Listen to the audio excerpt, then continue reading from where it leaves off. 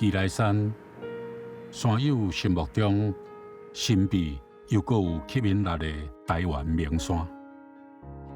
奇莱山是木瓜溪的源头，木瓜是德克达雅族的族语，意思是住伫山后面的人。伊的音接近台语的木瓜。社会上有一种行业做水电，木瓜溪正是做水电的。这条溪头尾有8个水利发电厂。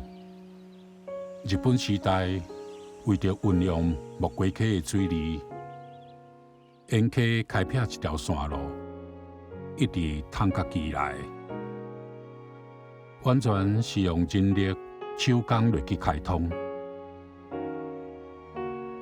迄个时代所付出的，是21世纪世界共同追求绿色能源的观念，是历史的巧合，或者是先见之明，谁嘛讲袂清。东门发电厂也阁完整保留迄个时代的记忆。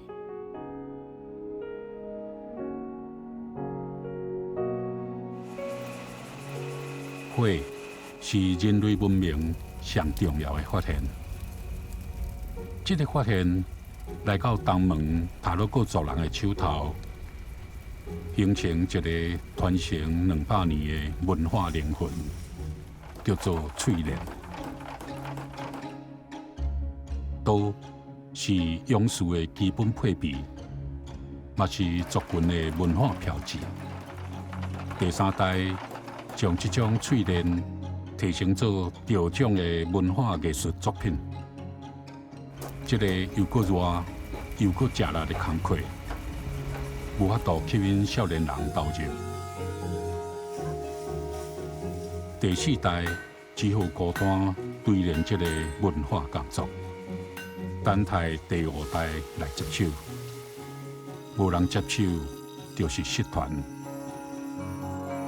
木瓜溪带着东门淬炼的文化愿望，就要甲源头奇莱山相别。伊要去甲花莲溪会合，行向伊的归宿太平洋。木瓜溪流过偌济日子，歹算。这个日子内面，咱得到啥物，失去啥货，可能无人会去怪伊。